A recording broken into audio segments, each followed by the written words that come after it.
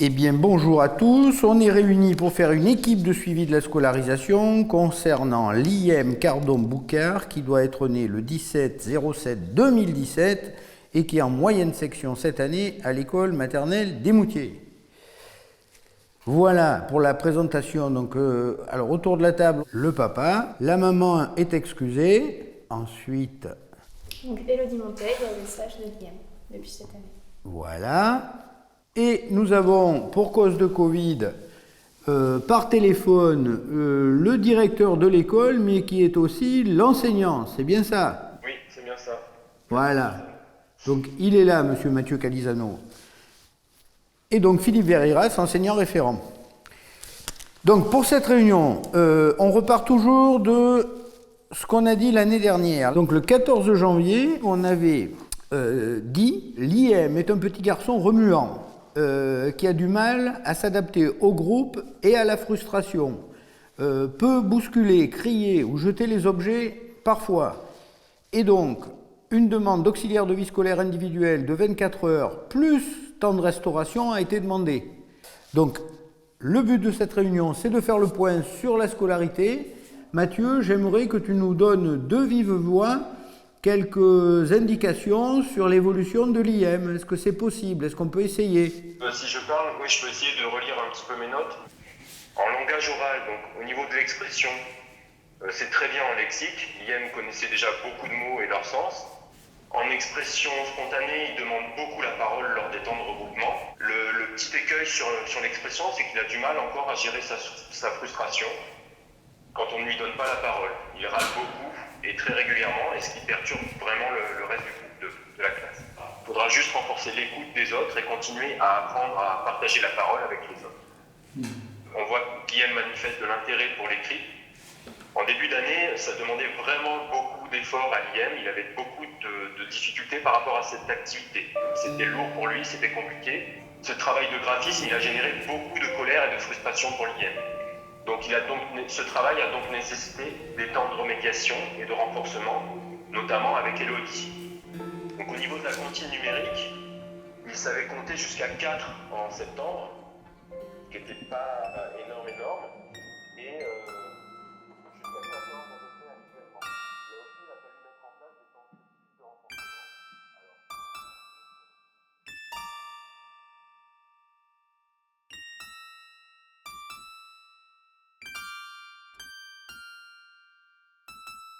Et là, commence à monter déjà. Voilà, tourne bien. Et là, remonte tout de suite. Remonte. Allez, concentre-toi, Liam. Fais comme un loping. Oula. Qu'est-ce qui se passe là?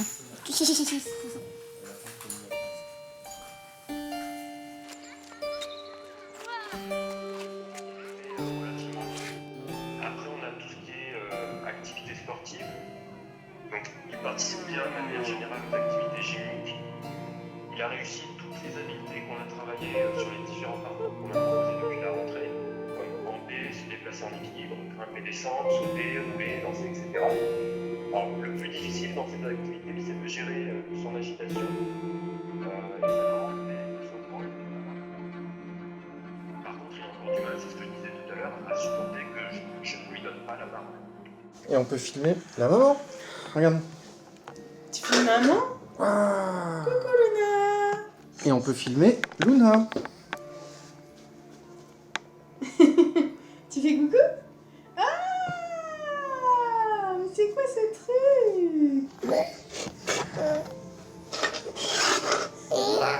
Regarde, elle se range dans le sac là. Regarde. Non, attends, Tu veux la ranger? Ah, non. Soit il ne peut pas le mettre. Au niveau des déplacements, donc à la rentrée c'était difficile de se ranger avec les autres, il refusait de donner la main aux autres enfants.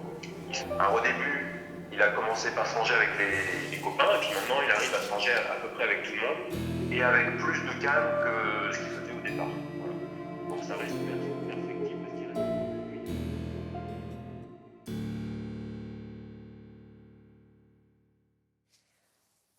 Alors, donc, l'école de la République, hein, créée par les lois Jules Ferry de 1881-82, c'était vraiment un instrument politique d'unification de la République. Il ne faut pas oublier qu'on sort de 1870, qu'il y a l'esprit de revanche, hein, qui est à l'œuvre, hein, qui se met en place.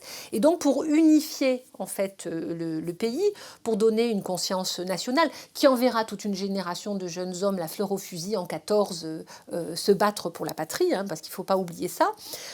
En fait, ce personnage central qui est Jules Ferry, il avait un rêve. Il disait que pour lui, l'idéal de l'école républicaine, c'était que tous les enfants de France tournent la même page du même manuel à la même heure. Autrement dit, on était dans une hyper-standardisation des contenus d'apprentissage, des contenus d'enseignement. Et donc, ce rêve qu'il avait d'unification, d'hyper-standardisation, eh bien, il s'est heurté à l'apparition de ces enfants qu'on a appelés des inadaptés scolaires, c'est-à-dire qui ne pouvaient pas être exposés à cet idéal hyper-standardisé de contenu et d'enseignement.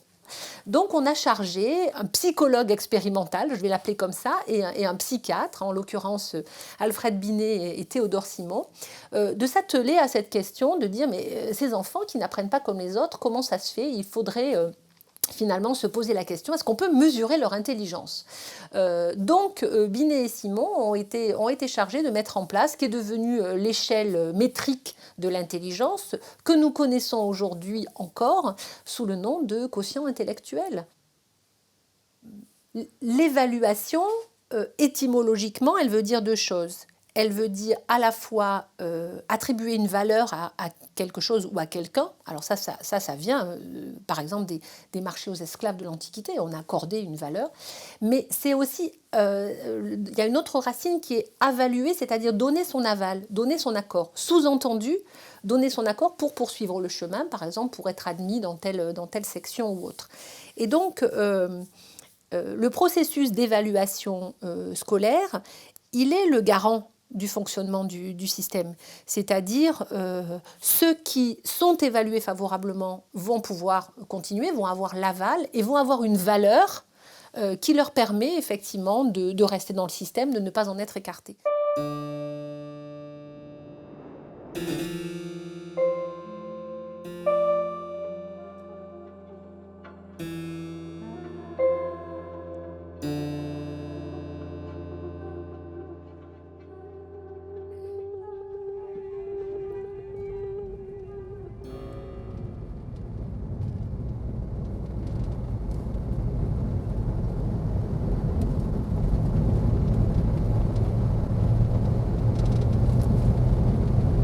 Longue journée, pourquoi?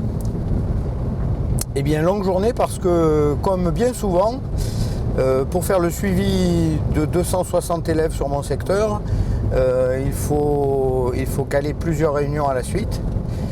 Et aujourd'hui, il fait partie des grosses journées puisque 7 équipes de suivi de la scolarisation ont programmé le même jour. Parce que ton activité, du coup, c'est de bouger beaucoup. Alors, oui, qui sommes-nous les enseignants référents? D'abord, on est des enseignants, souvent spécialisés, et qui avons la charge de faire donc, le suivi de la scolarisation des élèves en situation de handicap, de la petite section jusqu'au BTS, et tous les différents types de troubles confondus. Voilà. Et c'est un travail passionnant, mais 260 élèves, c'est beaucoup.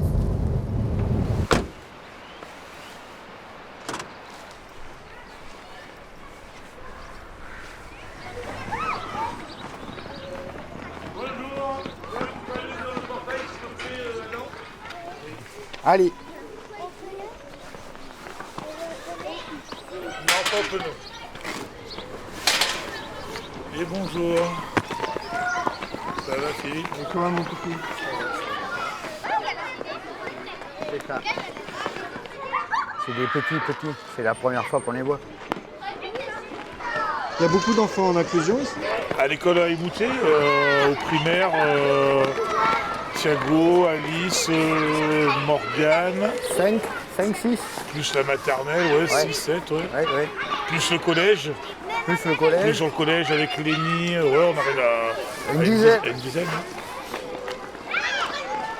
Ça, c'est parce que les parents font la demande dans le coin? Non, mais c'est à peu près pas plus à Émoutier qu'ailleurs. Pas plus. Autant, mais pas plus. Voilà. Non.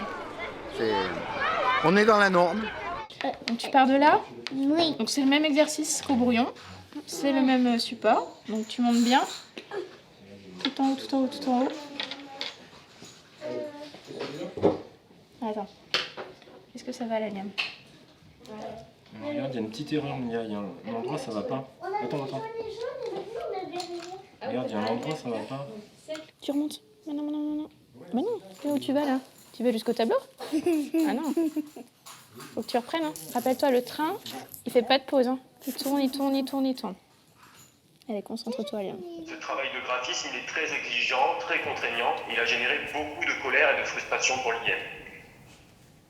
Ce qui se passe en récréation, dès qu'il est dans des espaces très ouverts, où il peut engager tout le corps, ça génère beaucoup d'excitation chez lui et des gestes non maîtrisés. Donc il va chuter, il va heurter les autres, les murs. Alors je ne sais pas si c'est lié au fait qu'il joue souvent au Ninjago, hein, donc il tourne souvent dans tous les sens, et il est souvent dans cet imaginaire-là. Je crois que le papa vient de confirmer. Bon. Voilà. Globalement, quand même, toi qui l'as vu évoluer l'année dernière, il y a des progrès indiscutables. Il y a une grosse évolution au niveau de son comportement. Ouais. Il a changé, mais même physiquement, hein, il a bien changé parce qu'il a grandi, ça se voit physiquement. D'accord. Oui, mais moi je le il a vois grandi aussi à la maison, hein, sur son comportement qui Oui. a vraiment évolué en tout cas. Bon, alors ça veut dire que vous travaillez bien. Alors maintenant qu'on t'a entendu, on va écouter Elodie aussi. Ce qu'elle peut nous dire par rapport à l'IM. C'est sûr qu'au niveau, je pense qu'il y a vraiment une évolution de la posture de Liam en classe, où c'est vrai qu'au début, dès qu'il y avait une mise au travail, c'était tout de suite du refus. Et du coup, il fallait gérer ce refus, cette frustration qu'il y avait derrière. Donc il y a beaucoup de mise à l'écart, de temps pour qu'il se calme, etc.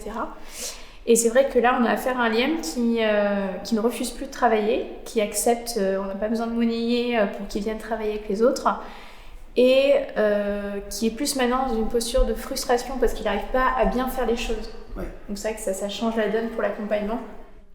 C'est un enfant qui, malgré ses débordements, est assez agréable et assez intéressant. Enfin, on peut facilement nouer une relation avec lui. Non, il entre en relation. Oui. Non, c'est pas une maison en pâle, c'est une maison en bois. Non, mais je parle. La lumière s'écarte entre les trop drôle, on dirait comme une chenille. On touche la chenille. Je vais te toucher la chenille. Liam, T'es drôle. qu'est-ce qui est drôle? Ben, c'est lui. Et qu'est-ce que c'est un talisque que c'était? Ça, c'est quoi? C'est un micro, parce que moi je l'adore, il bouge comme une chenille. Bah, il te suit en fait. Il me suit comme une chenille, par exemple. On m'a souvent fait la remarque, mais tu vas faire VSH alors que t'as un niveau bac+3, enfin, niveau précarité, ça reste quand même un emploi précaire à VSH. Parce que bon, 600 balles par mois, c'est pas non plus... Regarde, et tu peux zoomer. Tu veux zoomer, tu as raison, sur le grand côté, sur la photo. Est-ce que tu sais ce que c'est ce métier, Liam? Ouais, Comment faut ça s'appelle? attendre un petit Là, c'est le flou. c'est flou. Quoi. Ça pourrait manquer d'avoir des fois des boîtes à outils, de techniques toutes simples. Hein. Moi, l'enfant que j'accompagne, il a souvent... Enfin, il en a moins, mais il a beaucoup eu de crises de colère. Si on avait un peu plus d'outils de ce ressort-là, sur la gestion de l'émotion, sur l'accueil de l'émotion, sur... Parce que oui, on a des formations plus ou moins, mais quand on est lâché comme ça, on est lâché, quoi. Toute une année scolaire. Non, filmer le maître. Moi, j'ai eu la chance de faire un stage en Italie, donc j'ai pu voir des enfants vraiment en état de gros troubles. Mais quand je me dis, ça peut être hyper violent pour un accompagnant qui est là pour essayer d'être dans la bientraitance, la bienveillance de l'enfant, qui se retrouve avec un enfant qui peut démolir une classe et de se dire, mais comment je fais, quoi? Et puis, qui j'appelle pour lui dire, mais là, je vais faire comment? Et là, malheureusement, on est un petit peu tout seul, quoi. Qu'est-ce que t'en penses, toi, Mathilde? Oui. Ouais, c'est bon? Il n'y a pas d'erreur nulle part?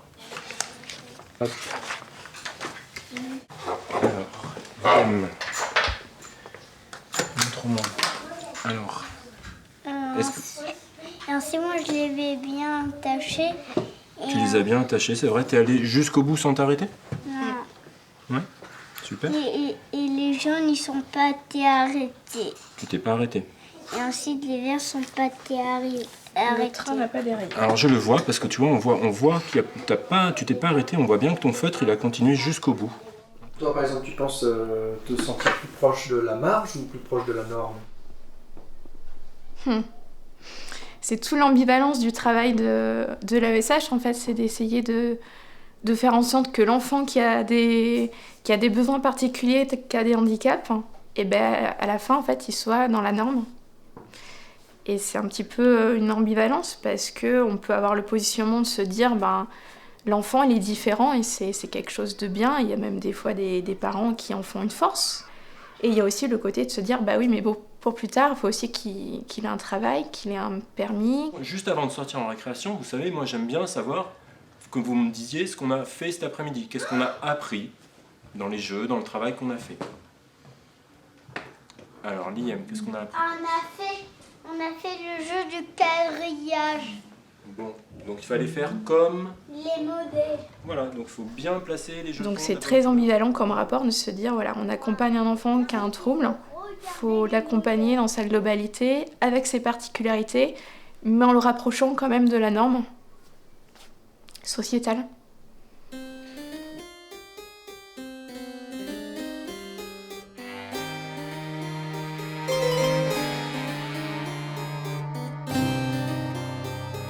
Une considération générale s'impose, c'est l'œuvre magnifique, scolaire de la Troisième République. Dans chaque village de France, une petite école avec un instituteur. Et ces écoles ont fait les enfants qui ont été les soldats de 14.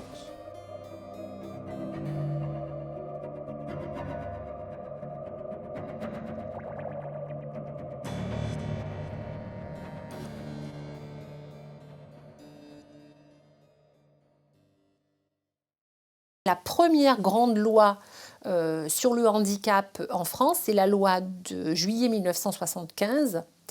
C'est loin, hein, depuis Jules Ferry, etc. Et cette loi de 1975, moi j'ai pour coutume de dire que c'est une loi avec une approche substantialiste, c'est-à-dire que c'est la première loi qui assure le survivre des personnes handicapées. Il faudra 40 ans de plus, 2005, pour que petit à petit, alors la loi, son intitulé est intéressant, hein, loi pour la participation sociale, la citoyenneté et l'égalité des chances, on revient à la question d'égalité des personnes handicapées. J'ai dit tout à l'heure que la loi de 75, c'était l'approche par le survivre. La loi de 2005, elle est dans l'approche du vivre. Parce que finalement, pour la première fois, les personnes ne sont plus objets, mais sont sujets. Alors, sujets de leur projet de vie, ça, on pourrait en débattre. Hein, mais en tout cas, ont par cette loi la possibilité de formuler la manière dont elles ont envie de vivre.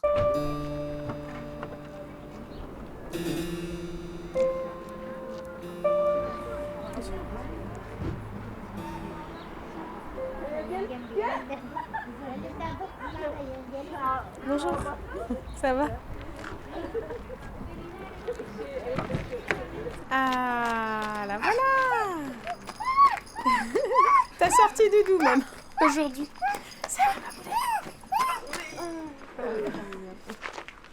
et voilà. C'est vite fait, merci. Ça va mon bébé? Bonjour. Tu te souviens de moi? C'est Florent, il est avec sa caméra. Tu fais coucou? T'es fatiguée? Tu te souviens de moi, Luna? Oui, oui. Luna. Elle a sorti le doudou, alors elle est fatiguée. Ouais. Allez, on va rentrer. On va rentrer, allez. Et le vendredi, elle a une maîtresse en plus qui vient la voir. qui est une institutrice du pôle EDIS. C'est des instituteurs spécialisés. C'est très intéressant de savoir sur quoi elle a avancé ou sur quoi, au contraire, elle a des difficultés. Et parce que la continuité, comme une petite fille comme Luna qui va que 2 matinées par semaine, c'est bien des fois, je pense, de continuer sur un type d'activité ou un type de jeu, ou voilà, des choses. Je sais par exemple qu'elle a du mal à mettre le tablier de peinture. C'est tout bête, mais ça fait partie des problèmes qu'on peut avoir. Ça paraît être un détail pour un enfant normal, mais pour une petite fille comme Luna, c'est compliqué. Donc, ça peut faire un petit entraînement à la maison, d'essayer de le mettre, voilà. Parce que je fais de point, puisque je vois rien, moi, en fait. Ah, voilà. Tu te souviens? Oula, t'as plein de chocolat. Moi, j'adore qu'elle me prenne la main. Sauf que tu peux pas filmer en même temps. Oh, ça va, ça va. Ouf. Is. Is. Non. Ah. Tu sais, un appart. Tac, tac, tac. Je t'aide. Waouh, toutes les bagnoles. Oui. Ouais.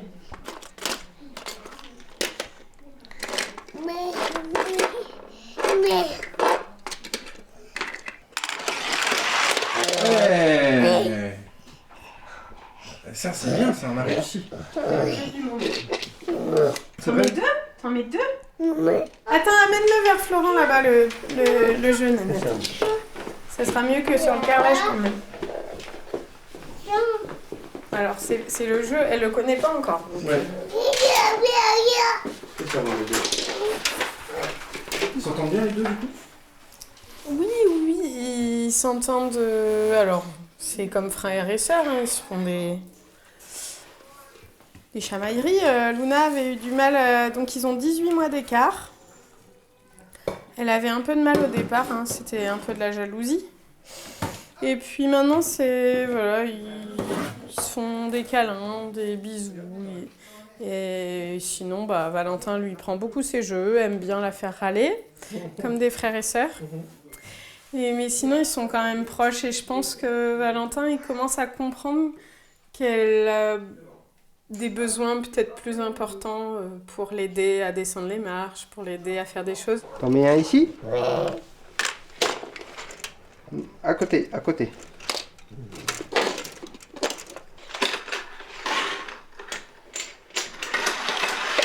Allez, Luna. Attends, tu laisses Luna jouer aussi, Valentin. Allez, tu mets le marque. Donc, ça a été très, très, très dur. Je suis resté longtemps dans le déni jusqu'à ce que la généticienne, en fait, nous donne le verdict. Donc, je vais l'appeler comme ça parce que c'est vrai que c'est compliqué à entendre. Voilà, c'est comme... je veux pas dire c'est comme une punition, mais voilà, on se sent complètement battu, en fait. C'est... voilà, c'est... Et quand est-ce que ça bascule comment ça s'est passé pour vous pour que ça bascule vers l'espérance ? Vers l'espérance, moi je suis plutôt d'un naturel optimiste. Donc j'ai jamais voulu le voir en face. J'ai tout simplement, je me suis tout simplement dit que ma fille elle allait grandir normalement, qu'elle allait finir par parler. Je pensais même des fois entendre le mot papa. Voilà, malheureusement, c'est jamais venu. Et puis... Ça va mieux. Fatigué. Après, en fait, au fur et à mesure, parce que t'as tout le diagnostic, c'est long. Donc, c'est ce moment-là où les parents, ils sont très seuls parce qu'ils doivent commencer de comprendre quelque chose. On leur dit, il y a quelque chose qui va pas, mais on sait pas quoi. Et on fait des tests génétiques, IRM, etc. pour savoir d'où ça vient. Et cette période-là, elle n'est pas simple parce qu'on doit continuer. Mais en même temps, à chaque fois, l'énergie, elle vient de Luna, en fait, elle vient de notre fille. Elle a envie de plein de choses, elle est enthousiaste à 200%. C'est ce que je dis. Ils ont, ces enfants, quelque chose en moins, mais ils ont aussi beaucoup de choses en plus que les autres.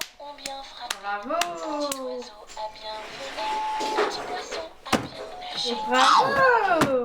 On avait envie de mettre de l'énergie dans quelque chose. Et donc on s'est dit pourquoi pas déjà échanger, faire en local sur Égletons, parler avec des gens qui ont envie, donc via soit un ciné-goûter, soit des petits événements pour se faire connaître et que éventuellement des parents qui sont peut-être à d'autres moments de ce parcours que nous, et puis aussi un petit peu les enfants. Parce que moi, s'il y a vraiment une idée qu'il faut retenir, je pense, c'est qu'il ne faut pas tous les mettre ensemble. C'est pas forcément quelque chose qui les tire vers le haut, c'est pas ce dont ils ont besoin non plus pour certains. Voilà, tant que les enfants en dessous de 5 ans, en fait, ils voient même pas les différences. C'est ça qui est beau. C'est que c'est leur copine Luna, qu'elle parle pas, je crois qu'ils s'en rendent même pas compte, en fait. Et c'est ce qu'il faut, si on gardait cette âme-là en grandissant, ça serait bien. parce que finalement, c'est des fois les parents, après, qui donnent des a priori aux enfants.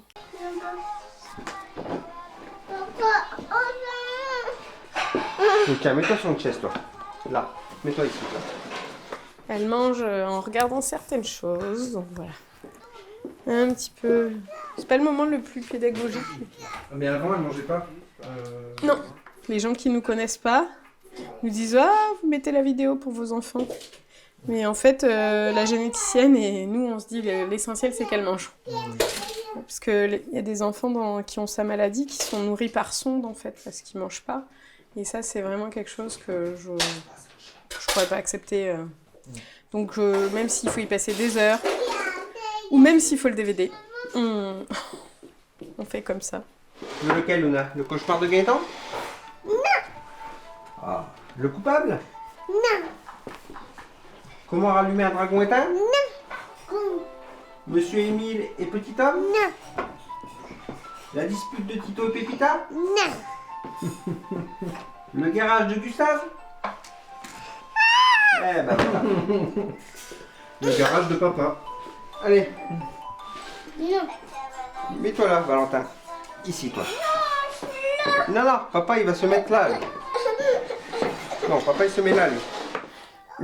Alors, c'est une chose importante aussi dans le handicap, c'est que on apprend à plus se projeter. En fait, on apprend à plus se projeter très loin et on fait vraiment au jour le jour. On se dit pas, tiens, elle va parler, non. On fait au jour le jour. Ça, c'est un problème quand les gens nous disent, mais un jour elle va faire ci, un jour elle va faire ça.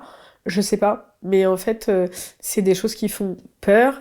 Donc, du coup, ça véhicule des choses un petit peu de stress. Donc, il faut essayer, même quand on est anxieuse comme moi, de revenir au présent et de vraiment faire les choses au jour le jour. Et on revoit les priorités, quoi. Il y a plein de choses qui deviennent pas importantes. Et il y a plein de choses on se fixe sur l'essentiel. Il y avait une sophrologue un jour qui m'avait dit « Vous êtes assise sur un trésor. » Alors, tu peux prendre ici la main et l'autre main ici. Voilà. Nounou, tu filmes maman? Coucou. Regarde. Petit frère. Oh. Coucou, Luna. Attends, mais je la tiens quand même parce que... Attends, hop là, attention. Je la tiens juste comme ça, voilà. Ah, tiens, tiens. T'es bien courageux. Regarde, si c'est que comme ça.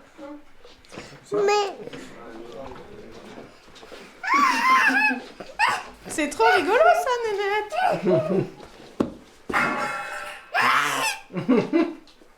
C'est trop bien.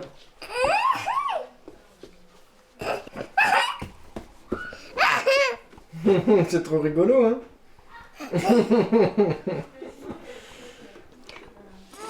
Ouais, mais t'es super costaud, hein. Je trouve. Elle m'étonne. Je mets prête. Tu veux la mettre là? Tu penses que c'est mieux?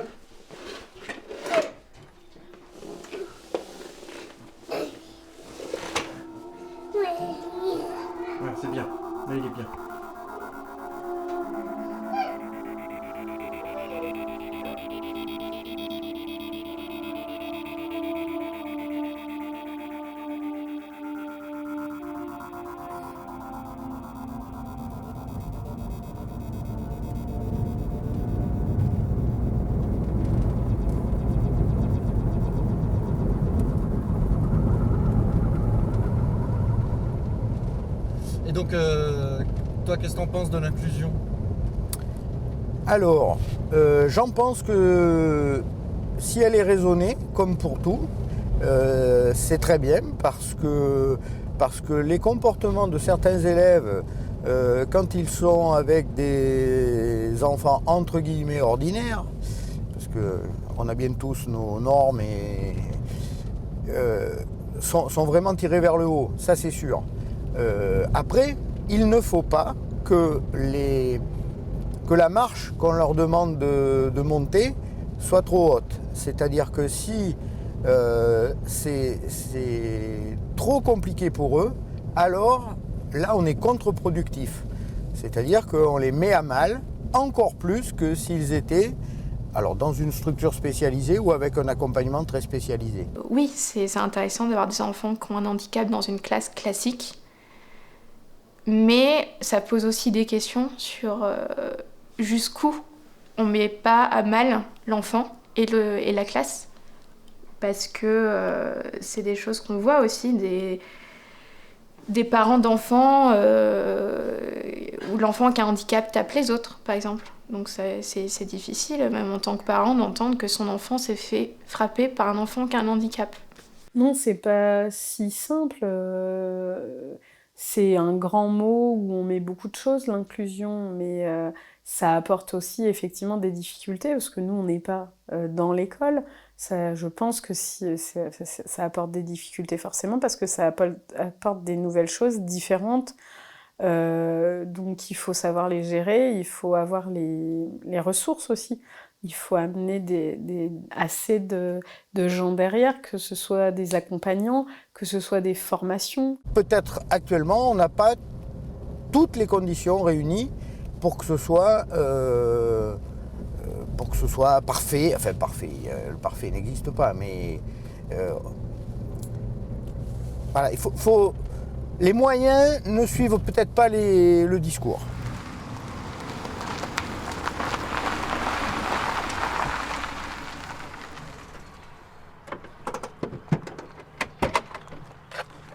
Bonjour. T'as vu? Ça va? Tu reconnais Florent?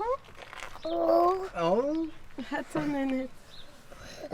Comme d'habitude, faut remettre les chaussettes et les chaussures. Ça c'est Zachary, il est nouveau. Tu l'as pas vu encore. Allez. Regarde. Hop là. Bonjour Luna. Ça va? Tu veux dire bonjour à Magali? Bonjour. Bonjour à Zachary. Coucou. Regarde Luna. Je t'ai dit Magali. T'as mis des belles chaussures qui brillent. Ça va? Serre la main comme ça, ouais. Ouais. Les chevaux, ils sont tous là-bas. On va voir. Le chien. Bah oui, elle n'a pas besoin, de parler, en fait, elle s'exprime super bien. Voilà. Enfin, il y a des fois où on comprend pas. Ouais, les voilà, t'as vu? Ça y est, Est-ce que tu ils sont vois là. les chevaux là-bas? Tu les vois, Ninou? Regarde un peu les chevaux là-bas. Tu veux aller les voir? Ouais, tu veux passer dessous? Ouais, vas-y, passe dessous. Ouais. T'as vu le cheval? Oui, c'est Ninou. Tu veux que ta maman elle vienne avec toi? On y va? Après, c'est vraiment comme elle aura besoin, il n'y a pas de principe. Hein. Ouais. On va laisser faire. Ouais, il est un peu inquiet par la caméra. C'est beau. Ouh. Ouh. Lui, il s'appelle Sam. Ce qu'on va peut-être faire, c'est... Viens, on va leur montrer la caméra. Tu viens, on l'emmène? Tu viens, Sam? Il va vous dire bonjour aussi. Souvent, en fait, c'est comme nous, ils aiment bien dire bonjour à tout le monde. Ah, ça y est, Cocaïne qui vient. Ça, c'est une fille. T'as vu, elle a les cheveux comme toi. Oui, c'est vrai. Ouh là là là là là là. Oh, il aime bien tes cheveux, Sam. Il trouve que tu sens bon. Moi aussi, je sens bon. Ouais. Alors, attends, on va se mettre un petit peu par là. Voilà. Et on va aller vers les caméras, comme ça, ils vont s'habituer aux machines. C'est surtout lui qui peut avoir peur. Les autres, ils vont peut-être essayer de goûter. Voilà, comme ça il va pouvoir voir librement. Un gros plan. Il aime bien le moumoute. Comment il s'appelle? Voilà, ça lui fait peur parce que Sam, c'est haut. salut, Sam. Ouais, tu veux que je le baisse? Je peux le mettre en dessous. Bon, il va se... T'as vu comme il m'a dit bonjour le cheval, Luna? T'as vu, dis bonjour.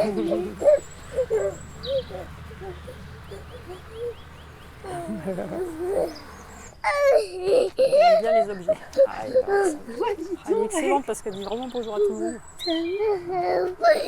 Oh là là. C'est gentil, hein? Dis donc. Il aime beaucoup ses cheveux. T'as vu comme il te sent tes cheveux? C'est chaud, hein? T'as vu quand il touche?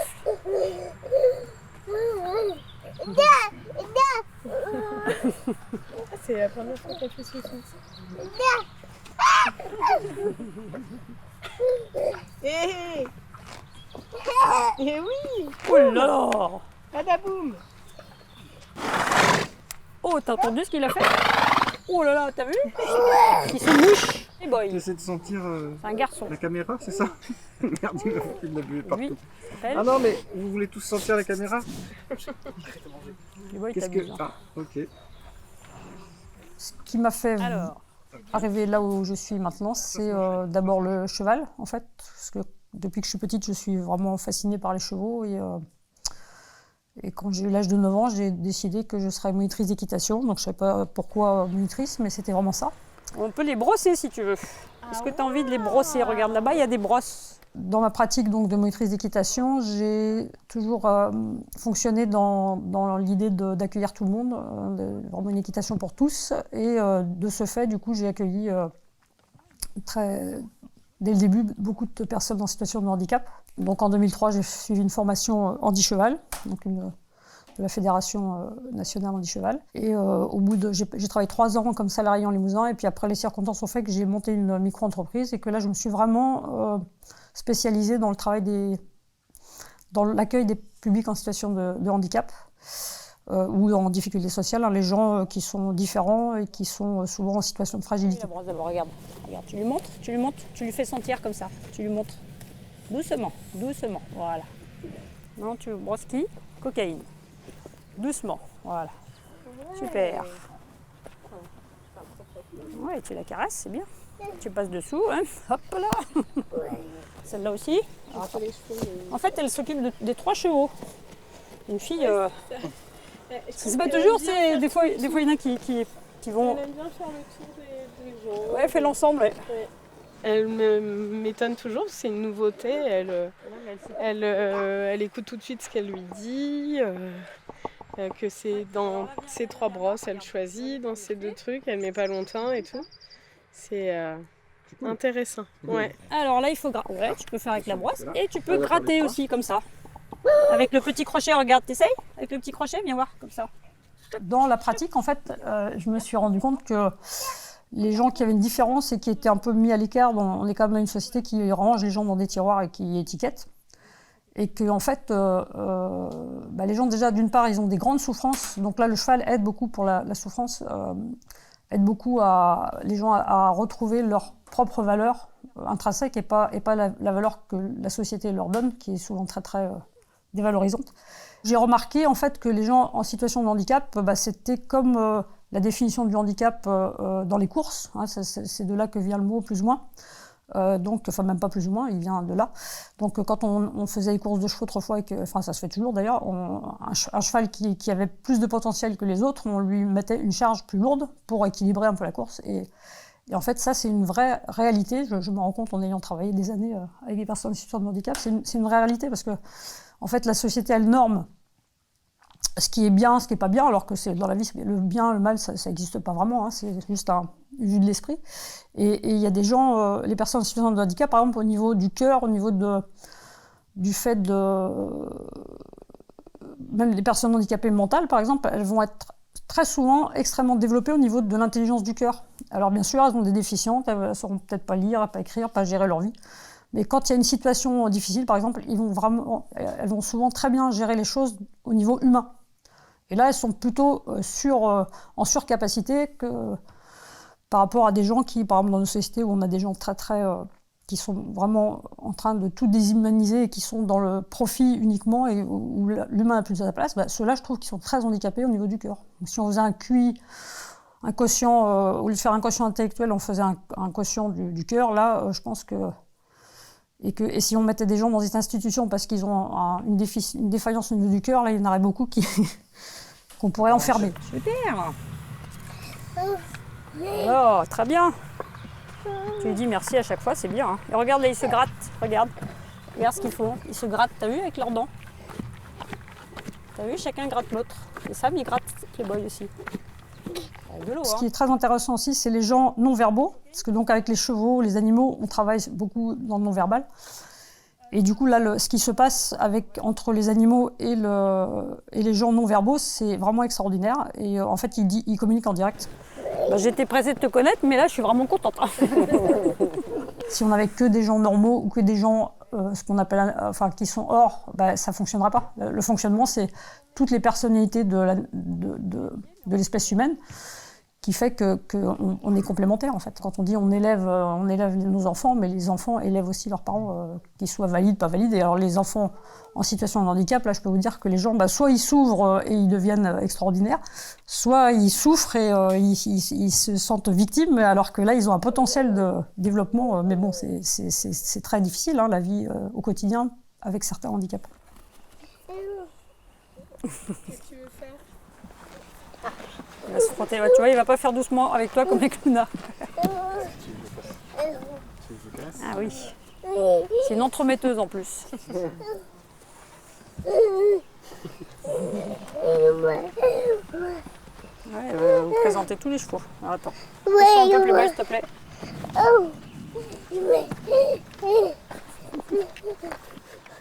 que là, on est derrière. Pousse-toi. Les boys, pousse-toi, s'il te plaît. Allez, vous partez ailleurs. Plus loin, les gars. Hop, voilà.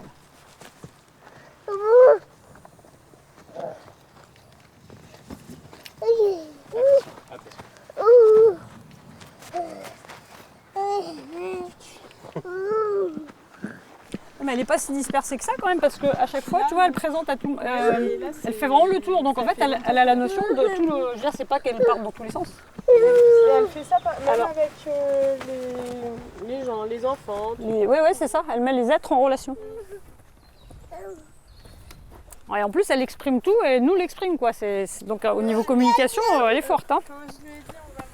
Attends, hop, on va. Parce que là, tu vois, ils ont des mouches, ils essaient de se chasser les mouches. Ah ouais, attends, tu sais ce qu'on va faire? Oui, mais faut pas que tu sois au milieu. Faut pas que tu sois au milieu, sinon c'est dangereux.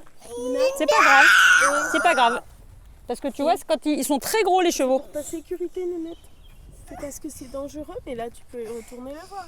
Avec Magali. Tu vas voir ça. Oui. Après moi, ce qui me pose problème quand je suis en contact avec soit le monde éducatif, le monde médico-social, c'est que on continue à mettre les gens dans des cases. Alors, c'était un médecin des sourds qui disait ça, je trouvais ça très juste. Il disait, avec les mots, c'est important. Si on dit « je prends en charge quelqu'un » au lieu de dire « je prends en compte », c'est complètement différent. Donc, charge, ça veut dire que c'est lourd.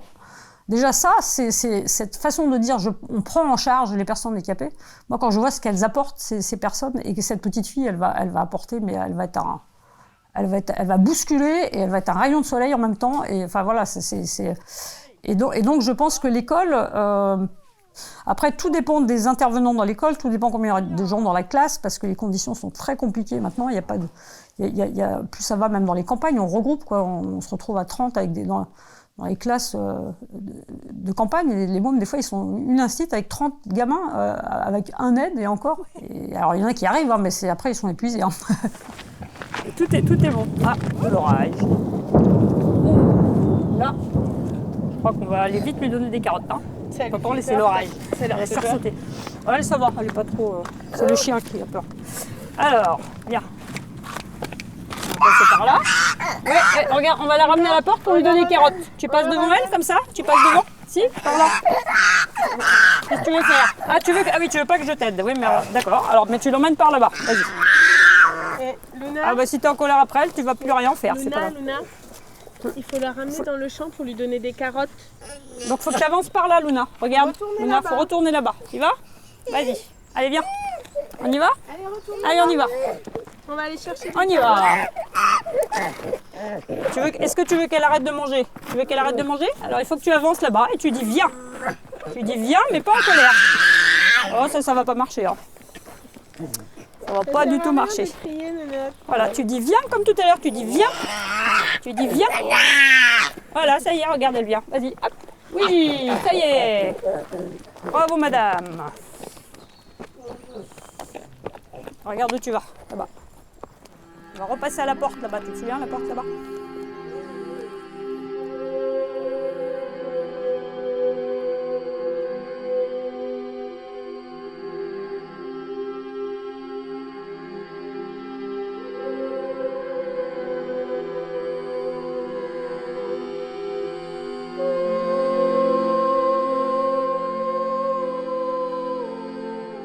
Il y a des gens qui ne sont pas diagnostiqués autisme mais qui ont une hypersensibilité, donc je dirais les gens hypersensibles, les gens qu'on dit à haut potentiel, enfin qui sont en fait neuroatypiques, qui ont des fonctionnements similaires aux animaux, aux chevaux particulièrement.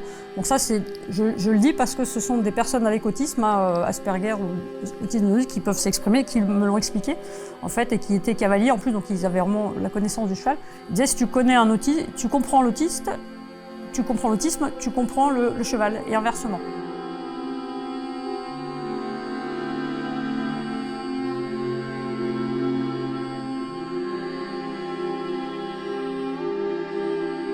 Parce qu'effectivement, ils ont une hypersensibilité, les chevaux aussi ont une hypersensibilité.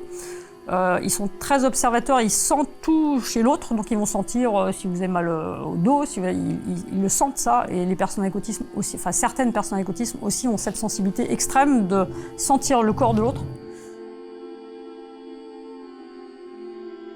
Et ils ont les mêmes choses qui les heurtent, c'est-à-dire la brutalité, enfin les mêmes choses qui heurtent un cheval, c'est les mêmes choses souvent qui heurtent une personne avec autisme. Et ça, ils sont vraiment en lien. Oui, c'est un lien parce qu'ils se comprennent, parce qu'ils fonctionnent pareil, ils ont la même sensibilité.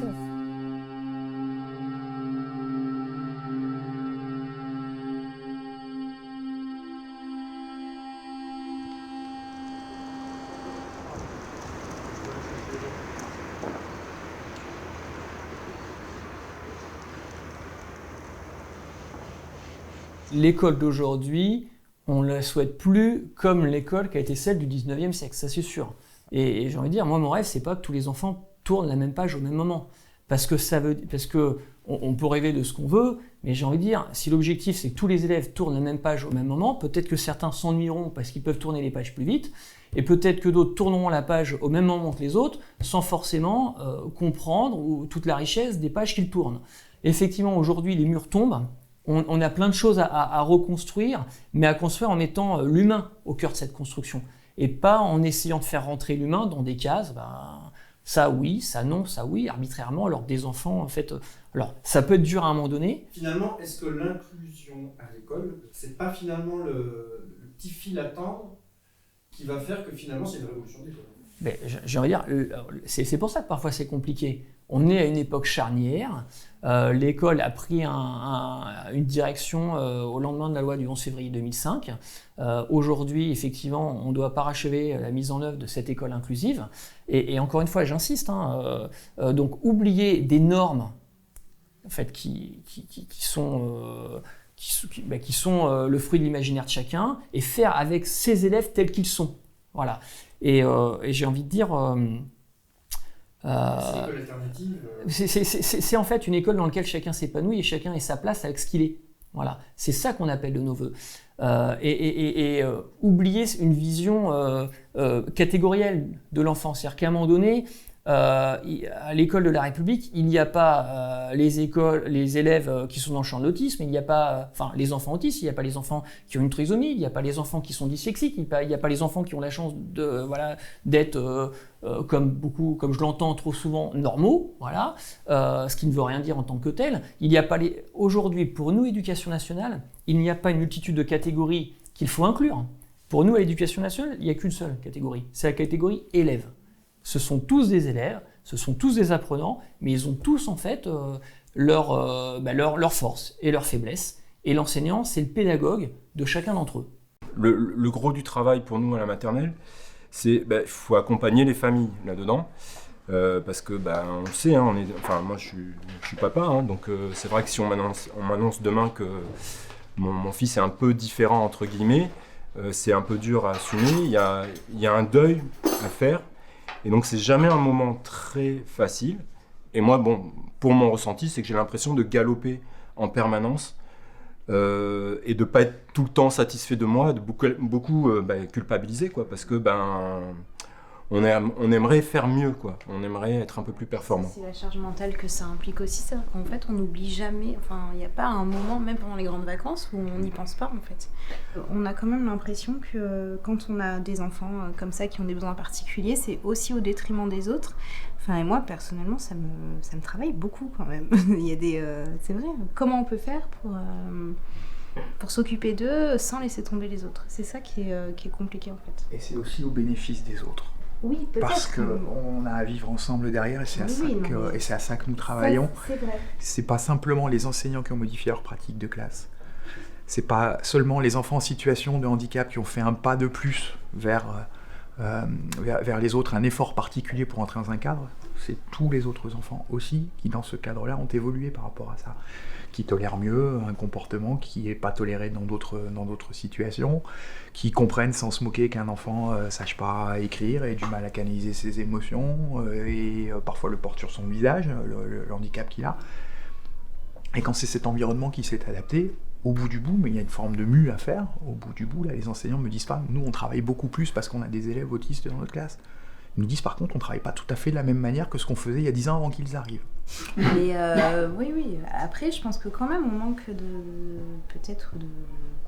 des professionnels, des éducateurs. Pas pour bosser avec nous, hein, mais pour nous expliquer comment il faut qu'on fasse, en fait. Parce que... on a un budget formation sur le TER. Si vous voulez, on fait ça l'année prochaine. Mais moi, j'ai pu le voir par rapport à des réunions que j'ai fait de stages syndiqués ou des réunions du PIAL, où c'est vraiment une demande des AESH d'être formés, parce que ce qui est demandé actuellement pour passer, pour pouvoir prétendre à un poste d'AESH, c'est le niveau bac ou un diplôme auprès de l'aide à la personne. Mais rien d'autre. Je pense qu'il y a un déficit dans les prises en charge extérieures aussi, parce qu'avoir un rendez-vous chez l'orthophoniste, il y a des listes d'attente, elle priorise. On a parlé ça. On peut le redire du coup, mais il y a des enfants qui ont vraiment besoin d'avoir un suivi. Moi, c'est un point qui m'inquiète parce qu'en fait, j'ai l'impression qu'il y a une petite dérive là qu'il faudrait quand même surveiller, c'est-à-dire que ce soit pas ceux qui aient les sous pour avoir ceux qui ont les moyens de faire suivre leurs enfants qui puissent le faire. Du coup, dans vos classes, ce phénomène de moquerie, mais qui est archaïque, qui est ancestral, ça arrive. Comment est-ce que vous arrivez à travailler ça? Alors la moquerie, en fait, nous on travaille, en tout cas sur l'école élémentaire, on travaille, sur le maternel c'est un peu plus compliqué, sur le message clair et la communication non violente. Donc on apprend aux enfants à communiquer, à exprimer leurs sentiments, leurs émotions, et à le communiquer de façon non violente à ceux qui vont leur avoir posé un souci. Ça marche? Oui. C'est un peu systématique les moqueries? C'est beaucoup moins systématique en fait quand on met ça en place. Et il y a un truc qui me fait toujours rire, c'est en début d'année, il y en a forcément un qui fait tomber le pot de crayon et tous les crayons tombent par terre et là tout le monde éclate de rire. Normalement, en 3-4 semaines de travail en communication non violente, ce même élève fait tomber son pot de crayon, tous les crayons tombent et là il y en a 4 ou 5 qui arrivent en courant pour les ramasser. Voilà. Et c'est à ça qu'on a vu que ça y est, c'est bon, ils ont compris, ça fonctionne. C'est pas si compliqué. Non. Je peux pas t'aider aujourd'hui, Liliane, il faut que tu essayes de faire tout seul. Je te dirai à la fin si c'est bon, mais je peux pas trop t'aider normalement. Je veux essayer de voir ce que tu sais faire tout seul.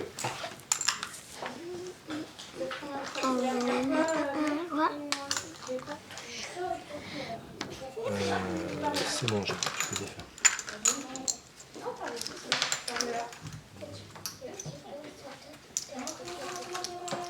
Il faut que tu regardes, Liam. Regarde bien ton modèle. Tu te repères par rapport, tu vois, tu as placé déjà les deux rouges. Regarde bien si c'est au même endroit, si c'est au bon endroit par rapport aux deux rouges. Est-ce que, tu vois, tu as mis des bleus juste au-dessus du rouge? Est-ce qu'il y a des bleus juste au-dessus du rouge là? Alors regarde bien le modèle. Le modèle, il te dit où il faut placer. On dirait un robot. On dirait un robot, ouais. On dirait des Là bras. c'est les bras, là c'est les yeux et là c'est les jambes. C'est vrai. Alors tu peux le défaire. Alors là, est-ce que c'est terminé maintenant? Ouais, t'as bien pensé à tout, t'as raison, il y a 2 endroits où on n'en pose pas. Donc ça c'est réussi, impeccable, t'as bien regardé ton modèle. Tiens. Alors, là c'est tout plein. Il y en a partout. Allez, vas-y.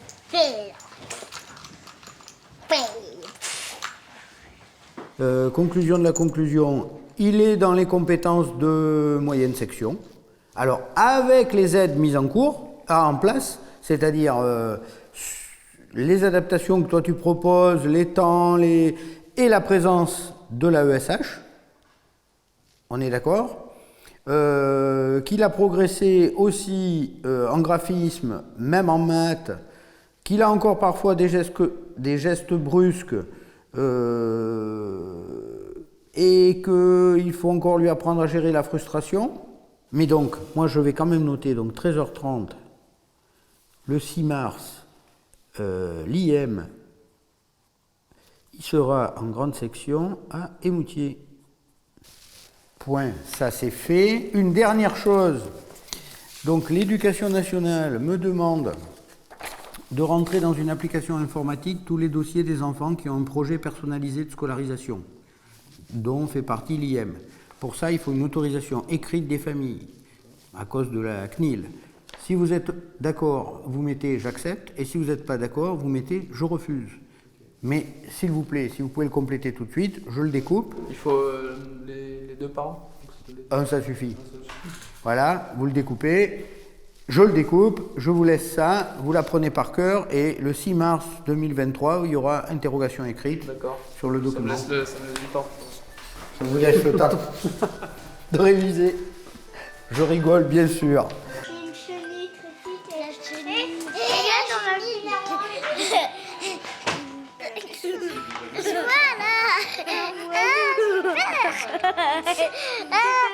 On est partout. On peut pas mettre les gens dans les cases, mais qu'il y a des personnes qui sont différentes sans avoir de handicap, mais juste accepter qu'il y a des gens qui ont des façons de penser différentes. On entend parler beaucoup des zèbres, des HPI, c'est des personnes qui souvent, sûrement pendant toute leur scolarité, ont souffert d'une différence. Et pourtant, d'un point de vue diagnostic, elles n'ont pas de handicap, mais elles sont différentes.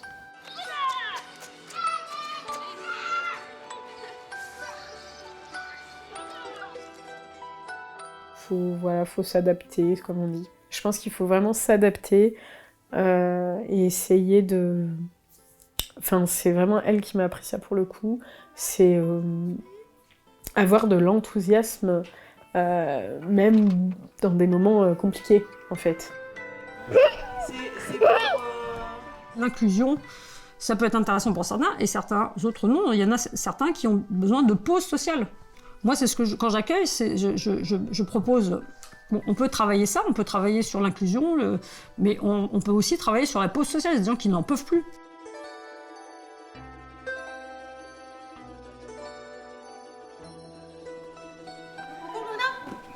Allez, go.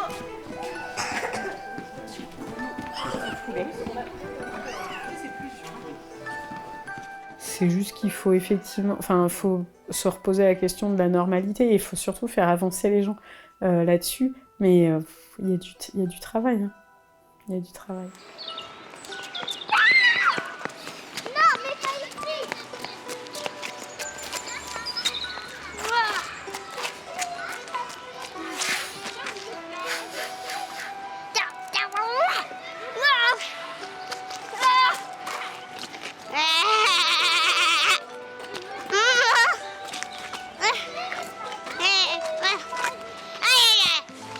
Nada. Ya ya ya you. Ya ya ya you.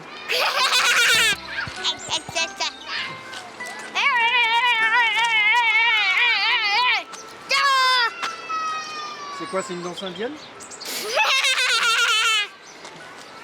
Tu as appris ça où? Avec des chamans? Avec des Indiens? Avec ton papa? Avec ta maman? Avec Elodie? Avec ton instinct? Avec des animaux imaginaires? Alors où? Je sais pas. Dans les sas.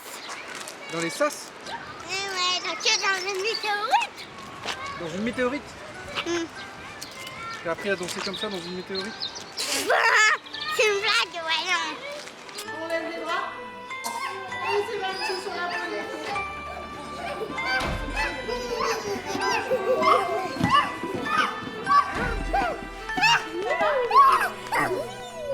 À une époque, je me serais plus fâchée sur certaines réactions. Maintenant, non, j'ai de la complaisance et j'essaye juste de faire comprendre que voilà, elle mord pas, ma fille, et qu'elle est pas méchante, et qu'elle est juste différente, mais qu'elle est très... elle apporte que du positif, en fait. Contrairement, justement, à des gens qui pensent l'être et qui ne le sont pas vraiment. Donnez la tête. Super. Coucou. J'étais sûr qu'elle voulait faire ça avec une caméra.